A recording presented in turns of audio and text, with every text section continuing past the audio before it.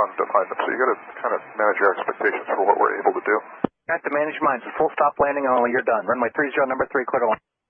Imagine you tell air traffic control they need to manage their expectations of you, and their response is terminating your flight.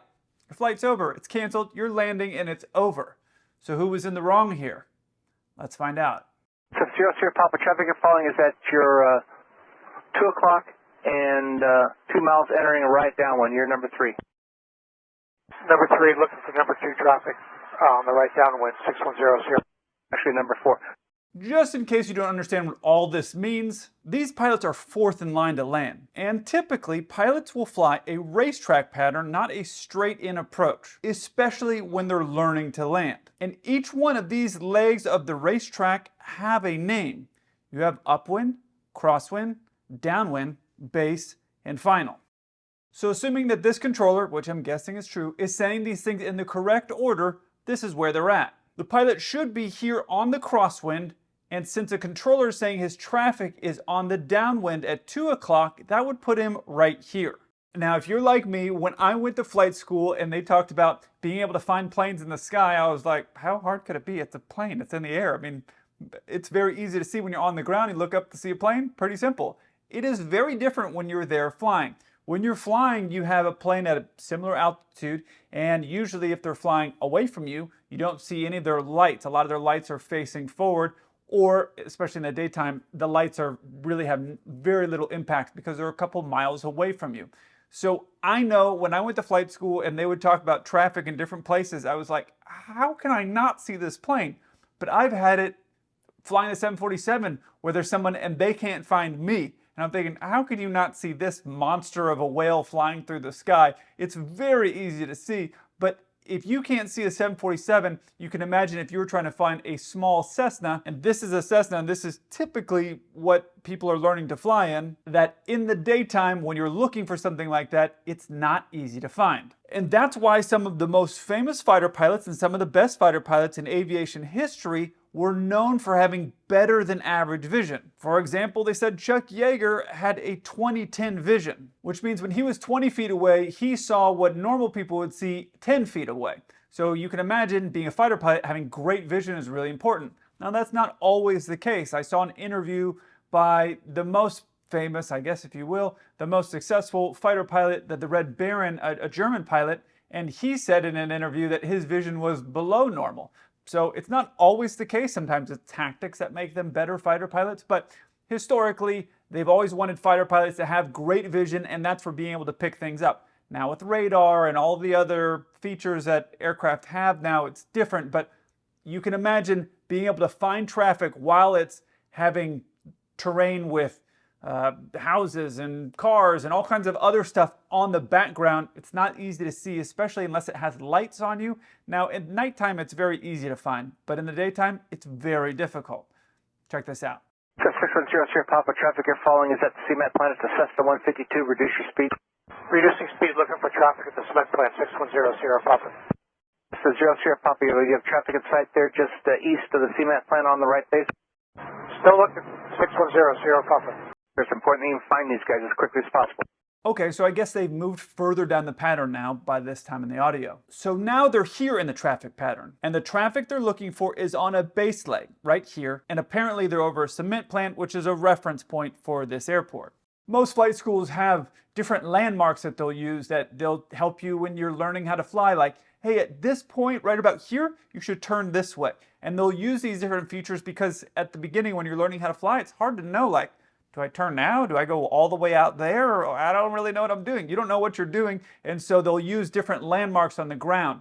When you get further in aviation, then you start using the instruments that are on your computer screen or on your plane, whatever, depending how fancy your plane is, you'll use that as your reference point of when you should start doing things. So they're using that cement point as a reference point that they should know for that area. So this is the airport where everything is taking place at. This is the cement plant here I think that they're referencing. So you can see it's a pretty close proximity to the airport. But this comment here from the controller, it's important that you find these guys as quickly as possible.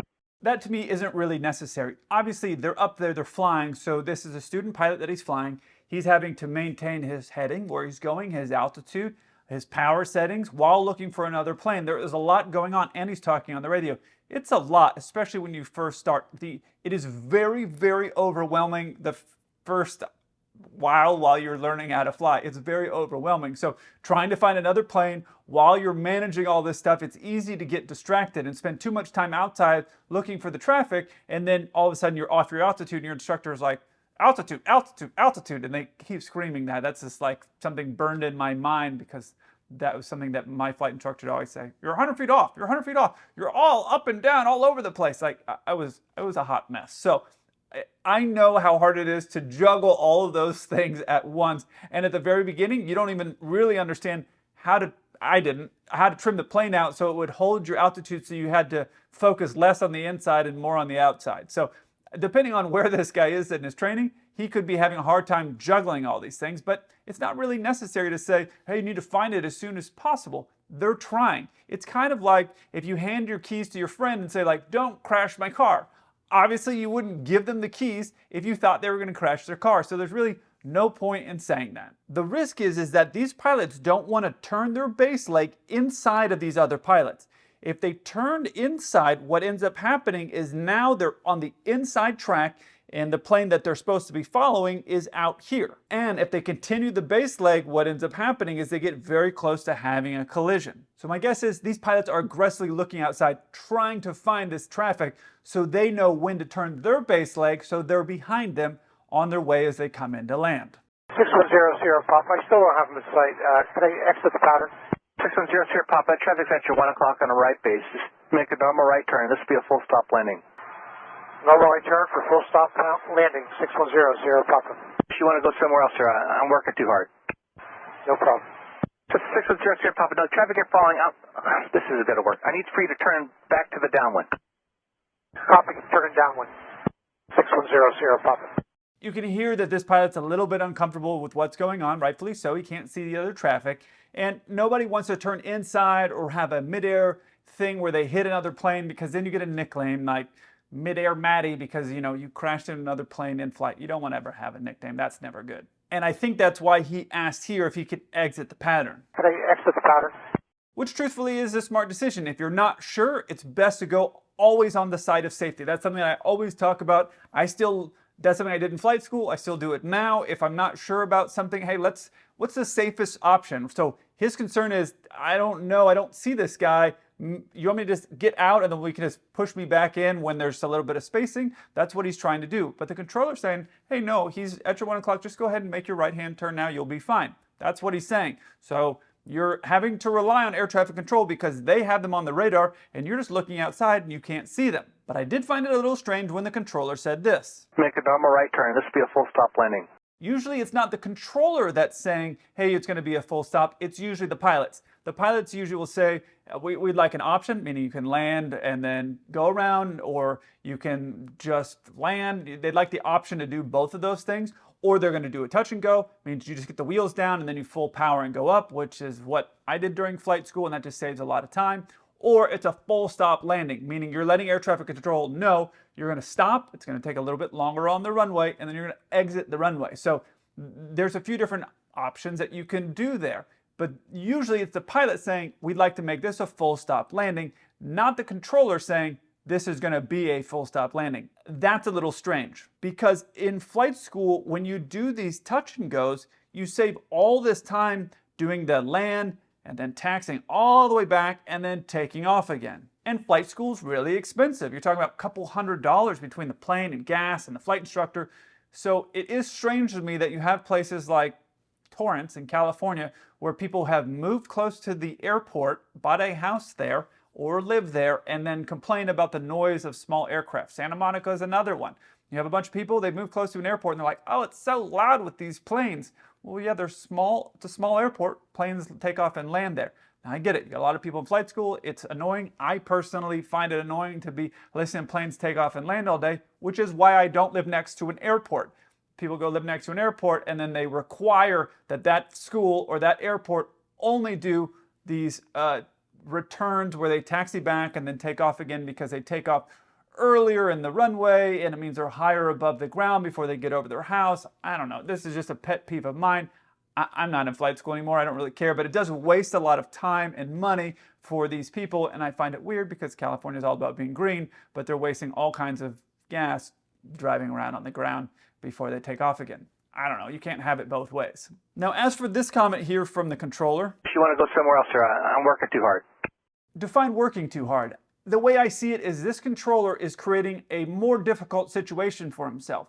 He told that guy to go ahead and turn in. So if he's turning in on that base leg, what he could have done if he felt like this is getting too tight is just separate them out. Sometimes you'll hear, continue your downwind, I'll call your base. And what that does is it spaces out the planes. And if he does that with enough, most of these planes are going about the same speed, unless you have some jerk like me who's flying around for fun and just seeing how fast I can do it, which I have done before. But I wouldn't do that in this kind of an environment where people are learning, because that's not nice to them. But most of these guys are going at the same very slow speed because they're trying to learn. So he could have extended the downwind out and spread these planes out. Instead, he's turning them in tight, making it more stressful for him. So for example, if he said go past the cement plant before you turn in on your base leg, he could get them to go further out, and if everybody started doing that, there'd be a lot more separation of these planes within one pattern. And if I was an air traffic controller, that's what I'd be doing, because then I could sit there at my desk and spread all these 5 or 6 planes out, stuff my face with my peanut butter and jelly sandwich, and then keep refreshing my Instagram and hoping that some super hot girl messages me and tells me that she's always wanted to date a pilot. But instead, this controller is deciding to keep it really tight, and he tells this guy to go ahead and turn in. Make a normal right turn. This will be a full stop landing. And then he realizes that's too tight. So he turned him in and then realizes, okay, that's too tight. So now he needs to turn him back. And he seems kind of irritated that it's now tight, even though he's the one that turned them in tight. He could have just let him go out for another minute and then spaced it all out. So that's where we're at right now. Tower 6100 Sierra Papa, we're still negative on that traffic. We turned right there because that's what you told us to do. 610 Sierra Papa, traffic is falling is at your 1 o'clock and a half mile. Traffic now says 0 Sierra Papa. Traffic is in sight now, yes, yeah. We were looking directly into the sun to find them, so you got to kind of manage your expectations for what we're able to do. I have to manage mine. It's a full stop landing only. You're done. Runway 30, number 3, clear to land. 30, clear to land, and yeah, I'd be happy to talk about it later. No, there's nothing to talk about. Okay, you can decide whose side you're on. I've already made my decision based off of just that part right there. So it sounds like the instructor jumped on the radio. When you're in flight school, you have your instructor who is making you do everything. You have to be competent in flying your plane, running the radios, and doing everything. And it's stressful. It's a huge workload because your brain is overwhelmed with everything. The amount of information you're trying to process is a lot. And so it's overwhelming, basically. But at a certain point, the instructor goes, hey, this is too much, and we'll jump on the radio and start helping you out. That's what it sounds like is happening here. He's going, hey, this controller's crossing the line, which I had similar things happen to me when I was in flight school. When I was first flying, I had somebody behind me. I was first learning how to fly one of the instrument landing systems, like where you can't see out of the plane and you're just using your instruments. And I was all over the place. And the guy behind me gets on the radio and says, like, I don't know what this guy in front of us is doing. He is all over the place. And it's true, I was all over the place. I didn't know what I was doing. It was my first time flying, and so I was trying to just use the instruments that I was used to looking outside the plane. So it was a hot mess. And my instructor jumps on and he's like, the guy's learning to fly, give him a break. And he's like, he was an old crotchety guy who was just on the radio. Anyways, I wanted to say some things, but I bit my tongue. Anyway, so I continued to land. So there are times where the instructor will get on the radio and do that. Otherwise, during that stuff, I was running the radios and doing everything while looking inside. So that's normal. And the instructor jumping on the radio was the right thing to do. He's protecting his student, and he knows the controller's crossing the line at this point. Especially when you factor in the fact that they're staring into the sun. That makes it even harder. But instead, he chose to say this. I have to manage mine. It's a full stop landing only. You're done. Now, the instructor continues to do the right thing. He doesn't say, hey, no, we're going to have this discussion right now. He knows while they're flying, that's not the time to have the discussion. Let's go ahead and land the plane and we'll talk about it on the phone, on a landline, when you're not busy watching a bunch of planes and I'm not busy watching my student and trying to fly a plane, because he's responsible for that aircraft, right? So he's saying, hey, we'll just talk about it on the ground, no big deal. The controller's not having any of that. So the instructor is doing the right thing. The student pilot is trying to make the best of what's doing. I can see he's struggling a little bit with the radio calls, but doing a really good job. And so these two pilots are doing everything right. This controller is not winning any favors, but watch how it ends. And Tower 610 Sierra Papa, I totally understand. You're working really hard. We appreciate everything you do, but I need you to mark the tape in case we have to talk about this later. Sure, Sierra Papa, you can call the company, sir. Runway 30, clear to land. 30, clear to land. Still, you need to mark the tape. There's no tapes. We're in the 21st century. That's 610 Sierra Papa, taxi to parking this frequency. Taxi to parking this frequency, 610 Sierra Papa. And just so I can be clear, you're terminating our flight? This is 0 Sierra Papa, you can go to Palo Alto, sir. I'm working 8 hours by myself today. I just don't have time to work this hard for a student. I'm sorry. I'll go to Palo Alto, we'll work it out. That's fine, we'll terminate. The flight instructor knows that this controller's crossed the line, and he's trying to get everything marked on the tape. Now, obviously, it's not a tape like it used to be, and there's no reason to make that. We still have that where we can push a button on our plane when we're flying right now. If something really dramatic happens, we can push a button, and that button records and creates a marker, if you will, so that way the maintenance guys can go in there and quickly find, like, hey, they pushed the button at this point, let's look at all the information right around here, and they can have everything. So there is a way to mark that, and that's all he's saying, is like, mark this so that way, because I'm going to make some phone calls, or we're going to talk about this, and I want to be able to pinpoint this. Now, it's true he doesn't need to do that, and all this stuff gets recorded, and it's kept on, it's kept places, so it's not a big deal. He doesn't really need to mark it. He say, at this time, this happened, and the FAA can go and pull that stuff. So doesn't really have to mark it, but he's trying to make a point here. And then the controller says this. You can call the company, sir. Now, I've been flying for a while, and I have no idea who the company is. I mean, it's like AAA ATC? I don't really know. Most controllers are federal government. They're federal employees. So I'm guessing this guy is not. And what you'll have is contractors. So you'll have some people who used to be air traffic controllers for the government, and now they do contract work, maybe because it pays better or more flexibility or who knows what. So I'm guessing that's what he's saying when he says call the company. It would be pretty easy to find the number for the tower for a pilot, especially if that's a home base airport for them. They could easily find that number to the tower. But my guess is calling that guy and talking on the phone, you're not going to get a different result than you're getting here on the radio. He's not going to call this guy in the tower and then have the guy say, hey, look, I apologize for putting you in too tight. It stressed me out. Please let me speak to your student so I can apologize to him too. Now, had he done that, probably would have been squashed. The controller could have said, hey, I really apologize, and they would have been like, whatever, let it go. My guess is that's not what happened, and if I was the instructor, I would have absolutely, and I hate doing paperwork, but I would have absolutely done the paperwork on this guy to get the FAA to pull those tapes and listen to it, because to me, a person who's unable to control their emotions in this type of environment with something as minor as this, like, this isn't a big deal. Like, the plane's in a little tight, you're working an 8-hour shift by yourself, then you shouldn't be by yourself. That's really the long and the short of it. If you can't handle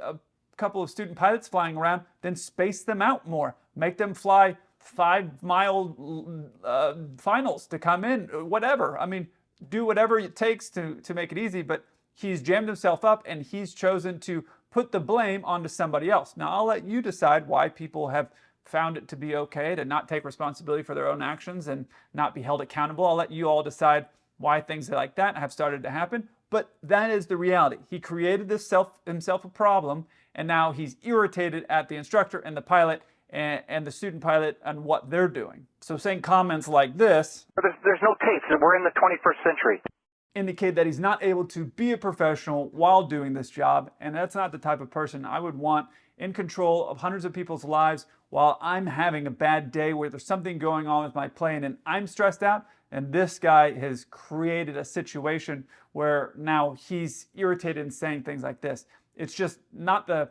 personality traits for someone to do this job. And I agree, being air traffic control is extremely stressful. I don't think I would want to do that personally. The majority of my job is just hanging out and just chatting with somebody for hours while we just push some buttons. But that's a very stressful job. So I'm not saying it's for everybody, but somebody like this that is not taking responsibility for their own actions and then being irritated with the people that he's directing about how tight they are together, it just doesn't make any sense. And I don't think that it's really a good profession for somebody with those personality traits, unless maybe he was just having a terrible day. I guess that's for the FAA to decide. I look forward to hearing from you. Until then, keep the blue side up.